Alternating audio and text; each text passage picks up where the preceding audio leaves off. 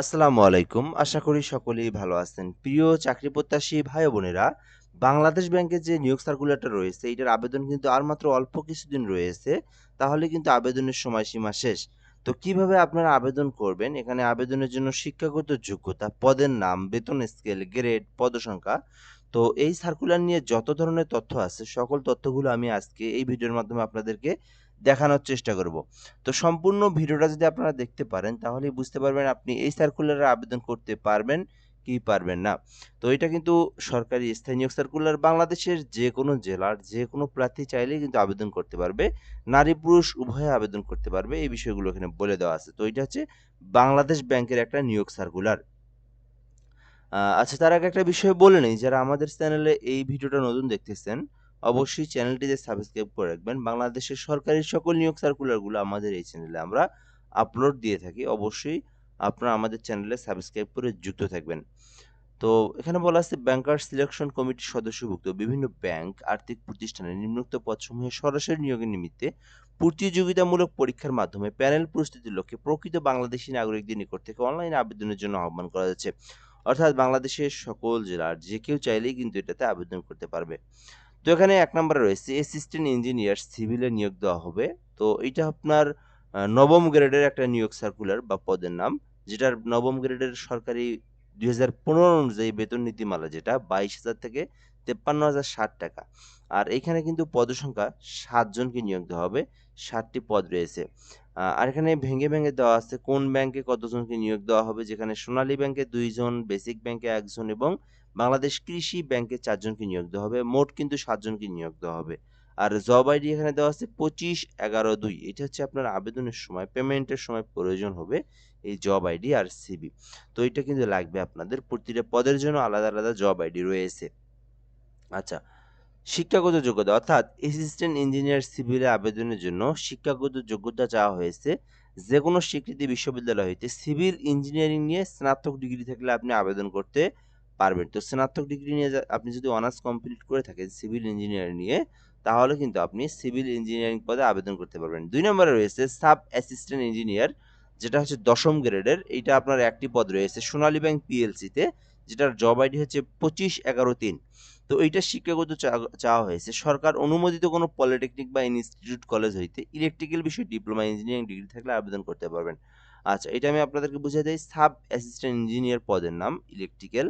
তো আপনারা যদি ডিপ্লোমা থেকে লেখাপড়া করে থাকেন, সেক্ষেত্রে ইলেকট্রিক নিয়ে যদি আপনি ডিপ্লোমা পাস করে থাকেন, সেক্ষেত্রে আপনি আবেদন করতে পারবেন। এছাড়াও যারা অনার্স পড়ছেন ইলেকট্রিক্যাল নিয়ে যারা, তারাও কিন্তু আবেদন করতে পারবেন। ৩ নাম্বার রয়েছে সাব অ্যাসিস্ট্যান্ট ইঞ্জিনিয়ার মেকানিক্যাল ১০ম গ্রেডের একটি পদ রয়েছে। এইটার হচ্ছে ২৫/১১/৪ এইটা হচ্ছে জব আইডি। তো এইটার কিন্তু শিক্ষাগত যোগ্যতা সবকিছুই ঠিক, শুধু এখানে আ ডিপ্লোমার জায়গায় ডিপ্লোমা মেকানিক্যাল নিয়ে পড়তে হবে। আর এখানে অনার্স কমপ্লিট যদি আপনি মেকানিক্যাল সাবজেক্টের উপরে করে থাকেন, সেক্ষেত্রেও কিন্তু আপনি আবেদন করতে পারবেন। আচ্ছা, ৪ নম্বরে রয়েছে সাব অ্যাসিস্ট্যান্ট ইঞ্জিনিয়ার সিভিল উপসহকারী। তো এইটাতে ৪ টি পদ রয়েছে। তো এইটার আপনার ২টি ভাগ করে দেওয়া হচ্ছে, যেখানে সোনালী ব্যাংকে ২ জন এবং বাংলাদেশ হাউস বিল্ডিং ফাইন্যান্সে কিন্তু ২ জনকে নিয়োগ দেওয়া হবে। আচ্ছা, এখানে দেওয়া আছে শিক্ষাগত যোগ্যতা। সরকার অনুমোদিত কোনো পলিটেকনিক বা ইনস্টিটিউট কলেজ হইতে সিভিল বিষয়ে ডিপ্লোমা ইঞ্জিনিয়ারিং ডিগ্রি থাকলে আবেদন করতে পারবেন। সাব অ্যাসিস্ট্যান্ট ইঞ্জিনিয়ার সিভিল এই যে এই পদটিতে। ৫ নম্বরে রয়েছে সিভিল সিনিয়র অফিসার আইন বিষয়ক ল। এইটা আপনার ৯ম গ্রেডে ১৫টি পদ রয়েছে। তো এইখানে কিন্তু মোটামুটি ১৫ জনকে নিয়োগ দেওয়া হবে। মোটামুটি অনেক বড় একটা পদ বলা চলে। তো এখানে অগ্রণী ব্যাংকে ১৩ জনকে নিয়োগ দেওয়া হবে। এছাড়াও বেসিক ব্যাংকে ১ জন, বাংলাদেশ হাউস বিল্ডিং ফাইন্যান্সে কিন্তু ১ জনকে নিয়োগ দেওয়া হবে। মোট ১৫টি পদের সংখ্যা রয়েছে। আর এখানে শিক্ষাগত যোগ্যতা চাওয়া হয়েছে আ এক আ ২৫/১১/৬। আর এখানে শিক্ষাগত যোগ্যতা চাওয়া হয়েছে, এটা হচ্ছে জব আইডি ২৫/১১/৬। আর শিক্ষাগত যোগ্যতা সর স্বীকৃত কোনো বিশ্ববিদ্যালয় হইতে আইন বিষয়ে ন্যূনতম ৪ বছর মেয়াদী স্নাতক বা স্নাতকোত্তর ডিগ্রি থাকতে হবে। অর্থাৎ এখান থেকে যে বিষয়টা বলা আছে, স্বীকৃত কোনো বিশ্ববিদ্যালয় হইতে আইন বিষয়ে আপনি যদি আইন বিষয়ে ৪ বছর মেয়াদী অনার্স কমপ্লিট করে থাকেন, তাহলে আপনি আবেদন করতে পারবেন। আচ্ছা, আবার এখানে বা স্নাতক ডিগ্রি। তো যারা ডিগ্রি কমপ্লিট করছেন তাদের জন্য মাস্টার্স পাস থাকতে হবে, তাহলে আবেদন করতে পারবেন। এই বিষয়টা এখানে বলে দেওয়া আছে। এরপরে ৬ নম্বরে রয়েছে অফিসার ল, যেটা একটি পদ রয়েছে বেসিক ব্যাংকে ২৫/১১/৭ এইটা হচ্ছে জব আইডি। তো এইটাতে আবেদনের জন্য শিক্ষাগত যোগ্যতা চাওয়া হয়েছে। স্বীকৃতি কোনো বিশ্ববিদ্যালয় হইতে আইন বিষয়ে ন্যূনতম ৪ বছর মেয়াদী স্নাতক বা স্নাতকোত্তর ডিগ্রি থাকতে হবে। তো ৪ বছর মেয়াদী যদি আপনি অনার্স কমপ্লিট করে থাকেন আইন বিষয়ে আবেদন করতে পারবেন, অথবা আপনি যদি মাস্টার্স পাস করে ডিগ্রি নিয়ে লেখাপড়া করেন সেক্ষেত্রে মাস্টার্স পাস করলে আবেদন করতে পারবেন। ৭ নাম্বারে রয়েছে সিনিয়র অফিসার নিরীক্ষা নবম গ্রেডে ১৫টি পদ রয়েছে অগ্রণী ব্যাংক পিএলসিতে। তো এইটাতে আবেদনের জন্য আপনাকে স্নাতক সহ চার্টার্ড অ্যাকাউন্টিং কোর্স কমপ্লিট থাকলে আপনি সিনিয়র অফিসার নিরীক্ষা এটাতে আবেদন করতে পারবেন, যেখানে ১৫টি পদ রয়েছে। ৮ নম্বরে রয়েছে সিকিউরিটি অফিসার গ্রেড হচ্ছে ১০, এইটাতে আবেদনের জন্য আপনার একটি পদ রয়েছে এইটাতে। তো ইনভেস্টমেন্ট কর্পোরেশন অফ বাংলাদেশ যেটা ২৫/১১/৯ পদের মানে জব আইডি। তো সিকিউরিটি অফিসারে আবেদন করতে শিক্ষাগত যোগ্যতা চাওয়া হয়েছে কোনো স্বীকৃতি বোর্ড হইতে মাধ্যমিক স্কুল সার্টিফিকেট বা সমমান পরীক্ষায় উত্তীর্ণ, অর্থাৎ এটা কিন্তু শুধুমাত্র এসএসসি পাস করে আবেদন করা যাবে। জাস্ট এসএসসি পাশেই আপনি আবেদন করতে পারবেন। আর এখানে একটা বিষয় হচ্ছে এটাতে যেহেতু সিকিউরিটি অফিসার এটাতে ১০ বছরের চাকরির অভিজ্ঞতা লাগবে। তো কার লাগবে? এখানে বলা আছে সেনাবাহিনী অথবা পুলিশ, সশস্ত্র বাহিনীতে যারা কর্মরত রয়েছেন তাদেরকে সেনাবাহিনী বা পুলিশের ১০ বছরের চাকরির অভিজ্ঞতা থাকলে আপনি আবেদন করতে পারবেন। আচ্ছা, এখন বলতে পারেন এখানে যে যারা চাকরিরত অবস্থায় আছে তারা কেন আবেদন করতে পারবে? তো দেখেন এখানে যদি সেনাবাহিনী বা পুলিশ কেউ যদি ১৬ গ্রেডে চাকরি করে থাকে মিনিমাম ১০ বছর, তো এইটাতে যদি আপনার আবেদন করে এই যে সিকিউরিটি অফিসার ১০ম গ্রেডের, এইটাতে আবেদন করে যদি এই পরীক্ষায় উত্তীর্ণ হয় সে কিন্তু এই চাকরিটা যদি পায় তাহলে কিন্তু ১০ম গ্রেডের সে আসতেছে, অর্থাৎ ৩-৪ ডবল প্রমোশন হয়ে যাচ্ছে এক ধাপে।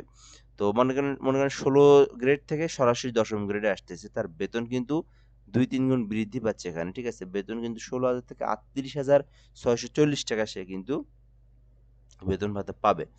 তো এটাই হলো বিষয়। এখানে আপনার প্রমোশন একটা বিশাল বড় একটা প্রমোশন হবে। মানে প্রমোশনের মতো একটা বিষয়। যদি কেউ এইটাতে আবেদন করে থাকে পুলিশ বা সেনাবাহিনীর। আচ্ছা, এরপর আমরা এখান থেকে দেখব ৯ নম্বরে আছে ফিন্যান্সিয়াল অ্যানালিস্ট মানে ৫ম গ্রেডের আরকি। গ্রেড ৫ একটি পদ রয়েছে। এটা হচ্ছে প্রবাসী কল্যাণ ব্যাংকে নিয়োগ দেওয়া হবে। আর এটা জব আইডি হচ্ছে ২৫/১২/০০। তো এইটাতে আবেদনের জন্য শিক্ষাগত যোগ্যতা চাওয়া হয়েছে। স্বীকৃতি কোনো বিশ্ববিদ্যালয় হইতে ফিন্যান্স অথবা ব্যাংকিং অথবা হিসাব বিজ্ঞান নিয়ে যদি আপনার মাস্টার্স ডিগ্রি থাকে তাহলে আবেদন করতে পারবেন।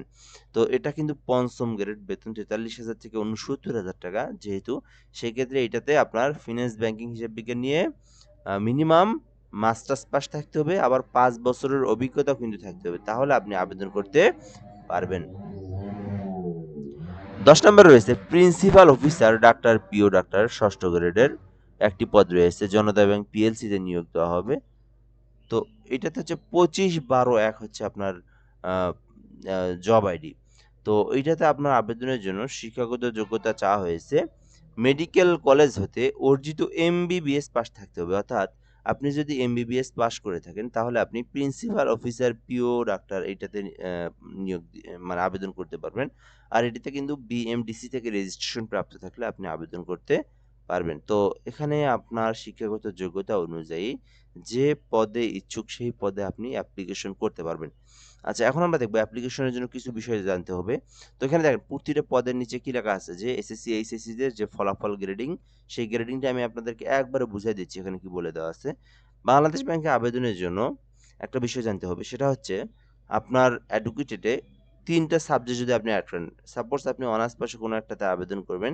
সেই ক্ষেত্রে এসএসসি, এইচএসসি, অনার্স ৩ টা সাবজেক্ট অ্যাটাচ করতে হয়। ৩ টার মধ্যে মিনিমাম ২ টাতে ১ম বিভাগ থাকলে আবেদন করতে পারবেন। একটাতে ২য় বিভাগ থাকলে আবেদন করা যায়। কিন্তু রেজাল্ট যদি ৩য় বিভাগের মধ্যে হয়, আপনারা আবেদন করতে পারবেন না।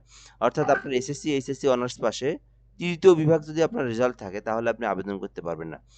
২ টাতে অর্থাৎ আপনার এসএসসি, এইচএসসি, অনার্স ২ টার মধ্যে মনে করেন এসএসসি, এইচএসসি, হ্যাঁ, অনার্স। এখানে ৩ টা। ৩ টার মধ্যে ২ টাতে থাকতে হবে ১ম বিভাগ। সাপোজ ২ টাতে ১ম বিভাগ, একটাতে যদি ২য় বিভাগও থাকে তবুও আপনি আবেদন করতে পারবেন। তো এখানে যেকোনো ২ টা বিভাগ হোক না কেন, যদি আপনার হচ্ছে এসএসসি আর অনার্সে ২ টাতে ১ম বিভাগ থাকে, এইচএসসি তে ২য় বিভাগ থাকে তবুও আপনি আবেদন করতে পারবেন। কিন্তু আপনার রেজাল্ট ৩য় বিভাগ হইলে আবেদন করতে পারবেন না। এই বিষয়গুলো প্রতিটাতে দেওয়া আছে। ওকে? এরপরে বয়স কিন্তু এখানে দেওয়া আছে, যেটার ক্ষেত্রে ৩৫ বা ৪৫ বা ৩২ এগুলো দেওয়া আছে। আপনারা সার্কুলারের মধ্যে থেকে দেখে নিতে পারেন। আর আবেদনটা কিন্তু ২৪ তারিখ পর্যন্ত। ২৪শে ফেব্রুয়ারি, অর্থাৎ আজকে কিন্তু ২১ তারিখ, আরও কিন্তু ৪ দিন রয়েছে আবেদন। ২১, ২২, ২৩, ২৪ পর্যন্ত সময় রয়েছে। 11টা পর্যন্ত, 24 তারিখ রাত 11টা পর্যন্ত আপনারা আবেদন করতে পারবেন। আবেদনের জন্য ৳200 ফি জমা দিতে হবে। ৳200 ফি জমা দিয়ে আপনাদেরকে অ্যাপ্লিকেশনটা করতে হবে। তো দেখতে পারতেছেন এখানে ৳200 ফি জমা দিয়ে আবেদন করতে হবে। কিভাবে আপনি অ্যাপ্লিকেশনটা করবেন? তো নিজেরাই যদি আবেদন করতে চান, নিজেদের ল্যাপটপ অথবা কম্পিউটার অথবা পিসি থেকে থাকে, তো আপনারা Google অথবা Chrome ব্রাউজারে সার্চ করবেন ই-রিক্রুটমেন্ট BBORGBD এটা লিখে যদি সার্চ করেন আপনারা, তাহলে কিন্তু অ্যাপ্লিকেশন ফর্মটা পেয়ে যাবেন। ওখান থেকে কিন্তু আপনি একদম সহজেই আপনি আবেদন করতে পারবেন। ওকে, এরপরে এখানে আবেদনের সময় কিছু বিষয় দেখতে হবে। এখানে আপনার পার্সোনাল ইনফরমেশন, এডুকেশনাল কোয়ালিফিকেশন গুলো অ্যাটাচ করবেন এবং একটা ছবি লাগবে যেটা 300 বাই 300 সরি 600 বাই 600 পিক্সেলের, এবং একটা স্বাক্ষর লাগবে যেটা কিন্তু আপনার 300 বাই 80 পিক্সেলের একটা স্বাক্ষর লাগবে। এগুলো আপনারা ফটোশপের মাধ্যমে ক্রপ করে কেটে তারপরে কিন্তু আপনারা আপলোড করবেন। সো এটাই ছিল মূলত বিষয়। যারা আবেদন করবেন 24 তারিখ পর্যন্ত সময় রয়েছে। এর মধ্যে আপনারা এই সার্কুলারে আবেদন করার চেষ্টা করবেন। তো ধন্যবাদ। ভালো থাকবেন। আসসালামু আলাইকুম।